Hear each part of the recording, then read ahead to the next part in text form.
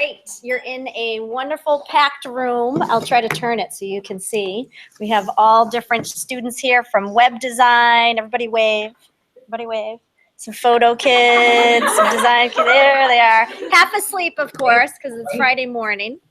But they just watched your video, and so now they really have a better sense of the amazing work that you did. So we want to hear from you, why you're in Cambodia, and just tell us all that you have to share. Great. Yeah, no, it's a pleasure. So for having me. Thank you for paying attention so early in the morning. It's so late for me, so can you guys hear a little bit? We're getting a little bit of feedback, but we can hear you. Okay, I might be able to try to. That helps at all.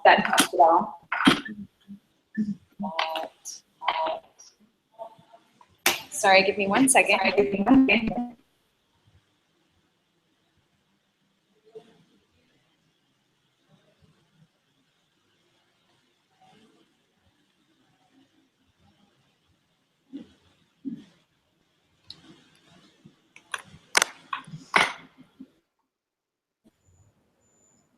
Can't hear you.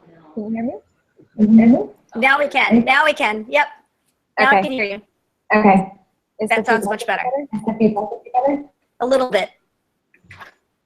Okay. We'll do our best. Sorry Great. about that. That's no problem. Just start talking, and we'll tell you if we can hear. So I guess you all heard a little bit about.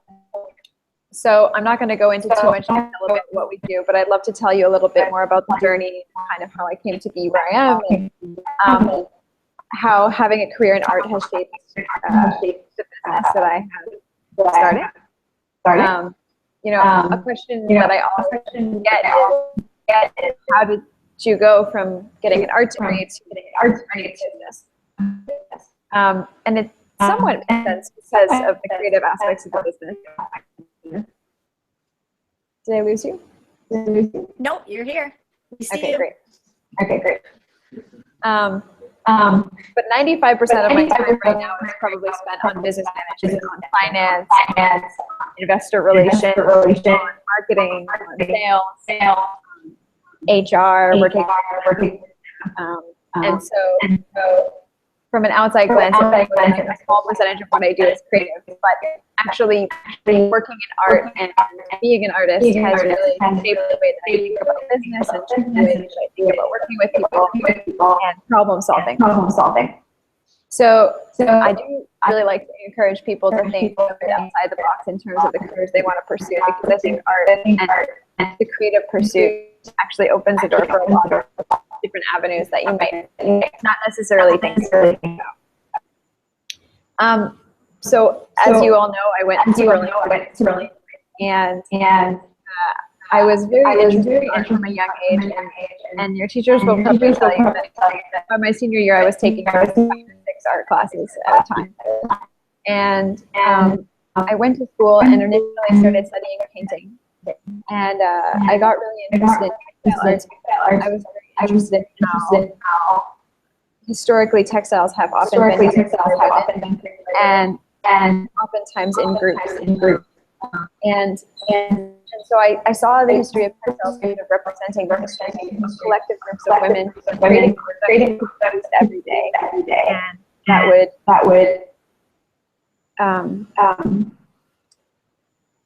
both have a function and also have a creative side, and that would both be able to express ideas about their culture, about their personality, about themselves, but at the same time be used from generation to generation down.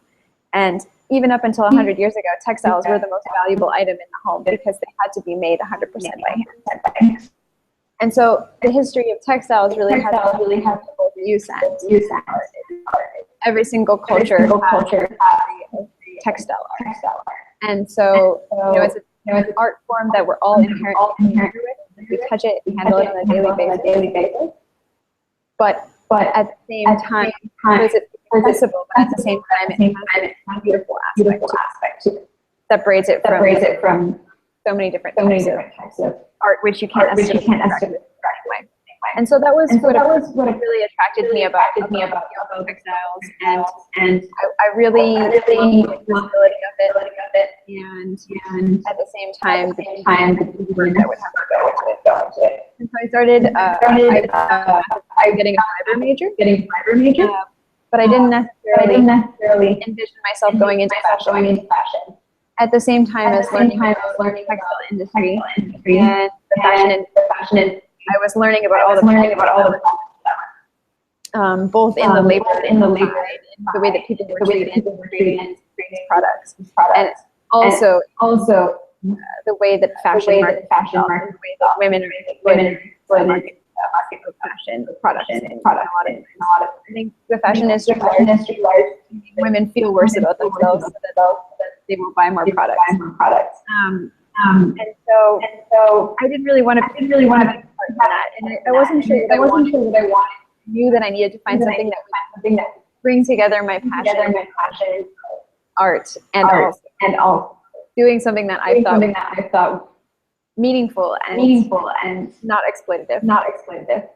And so I was actually invited by a family friend to go to Cambodia in 2000 to start a fair trade fashion. Actually, it was going to be mostly based on accessories and homeware. And so she asked me to go and do research for her. And I went, and I was able to work with a number of fair trade craft groups. And this was when the fair trade industry was really getting going. And so it was more well known with food. More people had kind of heard about fair trade coffee or fair trade chocolate, but not as much with fashion. And so I started to meet all these artisans in Cambodia who were doing weaving and dyeing, knitting, and seeing the quality of how in Western countries, these traditional crafts because it's too expensive for people to buy and sell them anymore. And so you see this beautiful craftsmanship, and people will invest in here just one piece of cloth to donate to it. In some cases, and you just you've lost that in our society. So there's something really about that. And I was able to apply for a Fulbright grant, which is an excellent opportunity that if anyone wants to travel, we should consider in the future. And they gave me a one-year fellowship to do research in Cambodia on fair trade organization and traditional craftsmanship. And in the process of doing this research, I was there first for a year. Working with a number of craft learning about their processes and their techniques and their business models. What actually became even more interesting to me was that unfortunately a lot of these models were not sustainable in the sense that they were making a beautiful product, but they weren't able to make the market or connect to the market, or they weren't able to make something effectively compete with the mass fashion market. And so there's this huge divide between these smaller companies that are trying to be more ethical, but really can't make something that can market. It can be marketed to a larger audience, and then the sort of mainstream fashion industry that's going the complete opposite direction with fast fashion and big giant companies. And so I saw that very clearly in Cambodia as well too, because there's a huge garment manufacturing industry here. And so that's what led me to start my art business, where I could combine something that would be more design centric and more fashion forward, and basically just clothing that I wanted to wear every day, but still treat people well and still try to figure out a way to make it more expensive with family. And so I tried a lot of different things. I started one small shop first, small ranges of products and brought them there in the store. And lots of trial and error. And lots of support from amazing women in Cambodia, and friends and family. Our business is basically step by step. Gone through a lot of major changes. Gone through one big branding. I had to learn a lot about accounting and business contracts, investors, and all these things I would never have imagined myself doing. but it's been an amazing journey. You know, now we have a team of 45 people in Cambodia, and most of them are in the sewing and dyeing and print. And we also have a marketing team and sales, and we have a company here in Cambodia. So I'm spending my time going back between here and the U.S., spending about 75% of the time in the U.S. and San Francisco. And so it's been, I lived in Cambodia for 6 years, and then this is my first year actually mostly living in the States, but here I am back in Cambodia. But I think that think about what you learn in art school and what you learn as an artist in general is you're learning how to solve problems that don't have easy answers. They don't have an answer that someone else has already figured out. And it's a way of thinking. It's a way of basically figuring out solutions to old problems. And business is more or less the same thing. It's about old problems. And so the pathway of thinking as an artist is very similar to the very and you see that marriage happening a lot right now in our culture with people like Steve Jobs calling themselves creatives. And I think that that's a really beautiful thing that's happening, and it also is showcasing how important artists are in our society today, where our major form of capital in America is our creativity. It's what the world is buying from us, and as an artist, you have a very essential and meaningful position in that economy. So by thinking outside the box, which is what we are all good at as artists, I'm sure you know there's so many opportunities out there right now for us. So yeah, I think that's enough for now. So I'll kind of turn it over to you all if you want to ask some questions. For now, I have a few questions. First of all, thank you so much, Rachel. One of the things that I wanted to just ask you is you're talking to a room full of teenagers who probably shop a lot at an H&M or a Primark or Forever 21. And so the video was probably pretty eye-opening to them about how maybe clothing is made and harmful. So if you could kind of educate us kind of about that as far as fair trade as well as the environment, that would be really helpful. Sure. So the garment industry is, you know, when you buy a product from a mainstream store, that garment probably has components that were made in a mainstream store. And a lot across several different, often the cotton in one place, and then shipped to another country and spun. Then it gets dyed, and you know, and then it goes last process, which is cut making, we call CMT. And in cut make and trim, you know, when you buy a t-shirt and you look at the tag and it says made in Cambodia, it's only cut make and trim is the only part maybe that's done in Cambodia, and the suppliers are only required to disclose the final process. So what you see when you see, you know, the Rana Plaza collapse, where 1,000 people died producing cheap clothes in a factory in Bangladesh when the factory collapsed, that's the tip of the iceberg. Because that's the only part that basically is the cut, make, and trim. And a huge amount, and that's horrible, you know. But even more on top of that, what we don't see is you know, the fact that there are cotton farms around the world where there are millions of people that are working in modern day slavery. The fact that 70% of China's waterways are irrevocably polluted because of the dyes from garment factories. And the fact that 50% of the world's textiles are made out of petroleum, which is a non-renewable resource, obviously, and highly toxic when it gets burned or dumped in the ocean. And a huge amount of plastic that's floating around in the ocean is also microfibers for textiles.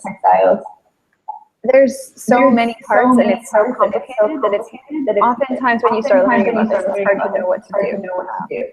And so I think that one thing that I always encourage people to do is pick something that you're passionate about and try to understand and try to just do anything that you can, you know, and whether that's buying from a fair trade company, or whether that is buying locally made clothes, or buying organic, anything is positive, and it's important. And it's important to think about it. And I think even buying longer lasting clothing is really important as well. So there's so many different ways I think and just by doing the smallest thing, a lot of people did that. So I think it's important to think about because the garment industry is one of the largest contributors to climate change. It is one of the largest employers, but it is one of the largest places having modern day slavery. There's a huge amount of exploitation as well. Human trafficking. I mean, and it's so important that we actually try, even small amounts, to make it better. Wonderful. You've been a wonderful business model. And how do you make kind of ethical decisions on a regular basis? How does that play into in my personal life? Mm-hmm. Yeah. So in terms of clothing, I personally only buy secondhand and from fair trade or kind of ethical companies that I have done about. And then in some cases, actually find those products. So I went to I run into the other and I there's no real ethical running shoes in the market. So I researched from a couple of different sources which shoe brands actually have ethical standards, and then I chose the one that came from the least harmful option. And there's a lot of data out there. So if you take the time, there are even buying from the least bad option is better than nothing. So it is possible to about it and kind of change your patterns a bit. It's not easy, but great. Rachel, do you have any advice for high school students now that are trying to figure out what they might want to do in the future, or any things they should get involved in? Think back to your time in high school when kind of you were thinking of the future. Yeah, I mean, I think the things that have made the biggest difference in my life were probably volunteer work. And even when I was in art school, I did a lot of work. Teaching art in a local community center, 15-year-olds, and those were definitely the meaningful experience I had. Even things outside the classroom that you can learn so much about just real life and what it's like. But I think also that school is what you make of it, especially when you go to college. The best experiences that I had were when I was able to actually form relationships with teachers. I would find a few teachers that I really connect with, and I would really make an effort to study, participate in projects that they were doing. Because I think that especially in the arts, people have so many different philosophies and find what vibes with you, and then be that and learn from them. So particularly, for me, like I was a little bit not into the kind of going into the New York gallery scene, and that was a pretty strong contingent of that at the school that I went to. And not that there was anything wrong with that. It just I wanted something different. And I found a couple of people who were really on a different path, who are more kind of in the community arts and public art world, and were actually out there doing those things, and so kind of helped them make their project, and that was quite exciting and inspiring. So I think you have to make your own opportunities. Great advice. I'm going to see if the audience has any questions, so there might be a little bit of a pause here. Okay. No problem. Does anybody have any questions? You can either, or you can just say it and I'll comment it. Yeah. Yeah. Excellent. Excellent. So there's a great question, Rachel, which is how do you communicate? Sorry, I missed that. The question is, how did you learn to communicate with the people in Cambodia? Sure. So I actually speak Khmer. I learned my first year that I was here when I was on fellowship. I decided to take some of the money from my fellowship and actually invested in language. And at the time, I only thought I was going to be there for a year, but I still felt that it was important to learn local language, and it served me extremely well. I think that when you do travel and when you do, even going to places where there's sort of not very much language, it goes such a long way for the people when you even make the smallest effort to learn language. I know a lot of foreigners that don't speak which is the local language. But my interactions with people are so much more because people speak their language. So it's been a really important part of my time. Thank you. You can come up or you can just say it for you.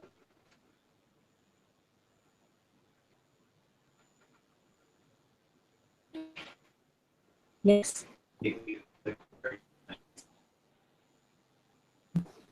Rachel, I have a question about where you plan to go in the future.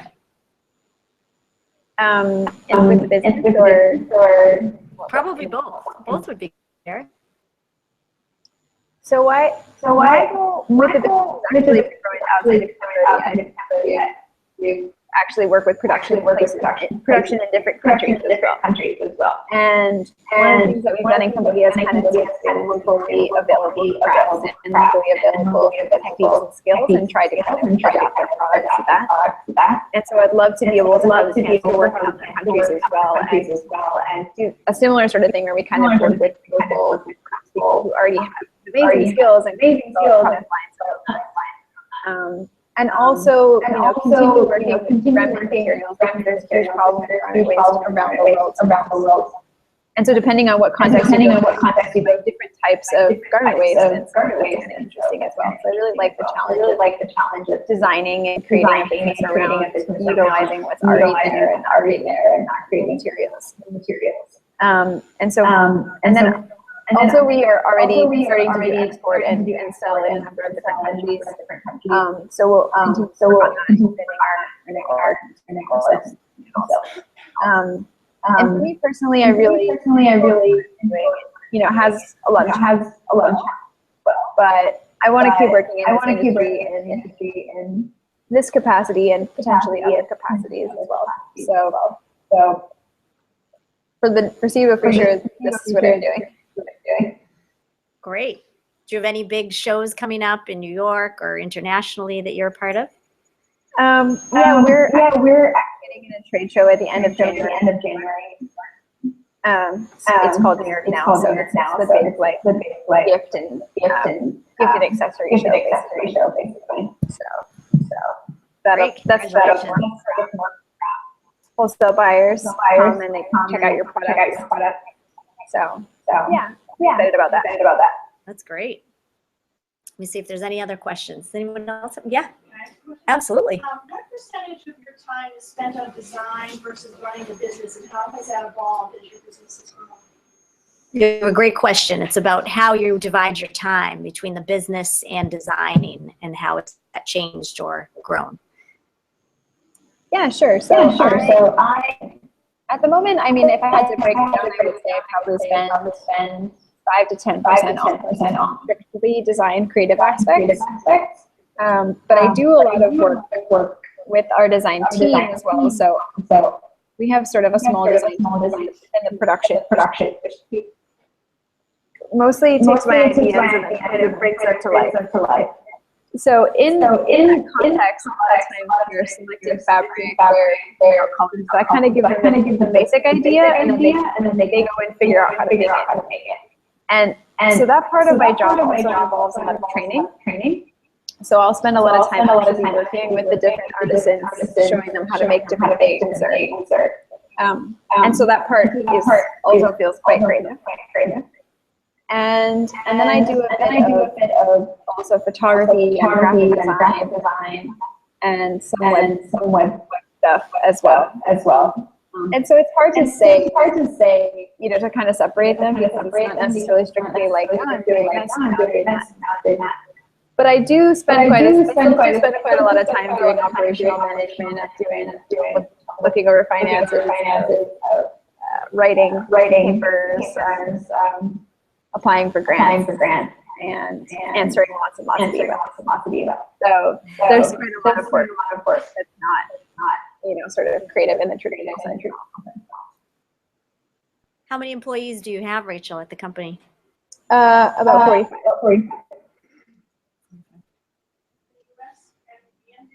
Is that in the U.S. and in Cambodia? They're all in Cambodia right now.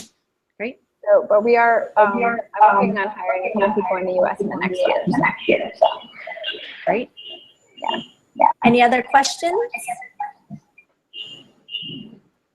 Yeah. How did you think the name? Excellent. Could you talk about the name for your clothing line and how you thought of it? Sure. So the name is Tonle, and it means river. I came up with it with a friend because I actually had to rebrand the first name that I chose ended up not being very recognizable and hard to remember. It was called Kyokaje. And I really liked the word, but nobody else could figure out how to pronounce it, which is kind of the curse of knowledge. When you speak a language and you think it's easy, you don't appreciate how difficult it is for everyone else. So we decided to rebrand, and during that time I was brainstorming a lot of ideas, and somebody just wrote the word Tonle, because rivers are very important. And it's easy to pronounce, it's easy to remember, it's kind of more recognizable, and it looks a little bit like it could be a brand, it could be any language. And so it has a nice ring to it. And I also really like the idea of a river that is constantly bringing the new, constantly bringing change. And it's soft and ethereal, but at the same time, it can really change the landscape that it's in. And so it just plays, and we went with that. Great. Any other questions? Yes. Where do you get the materials from to make the clothing? So basically, all the materials are offcuts from garment factories. Sometimes they're literally they'll be big fabric and cut one and all the leftovers around the edge. But more often than that, it's fabric that was sort of slightly color, or it has a tiny hole in the middle, and they can't end it because they use large machines to cut the fabric. Or factories go out of business and then they have all this dead stock. And a lot of times they also order extra for every order to make sure they can cover their errors. So there's just this massive amount of material that's perfectly good that's going to be grown every day. And I calculated that in the video I mentioned, we saved 22,000 pounds of fabric in a year. I unfortunately calculated that the average factory in Cambodia with 5,000 workers could produce the equivalent of that in 1 day. So we have a very long way to go before we could even get close to recycling the amount of material that's being thrown out just even every day. And it's good quality fabric. It's all stuff that's being used to make Abercrombie and Gap and J. Crew and all this stuff. We know the factory that it's coming from. A lot of times we will find the tags in the clothing. And that's the same material. So, yeah. Thank you. Yes. Her clothing line is synthetic fiber versus organic fiber. Percentage of clothing for your line is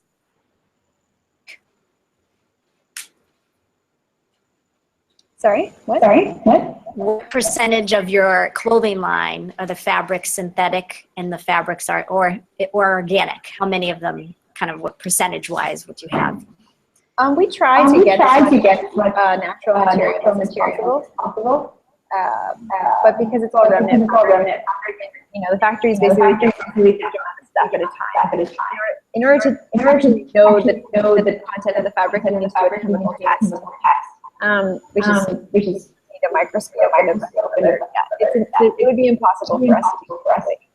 But there's a very simple test that you can call the burn test, where you basically just burn a little bit of fabric, a tiny corner of it with a lighter. Anything that's synthetic will melt. Anything that's natural will burn, basically. So we try to get fabric that's at least 80% natural materials.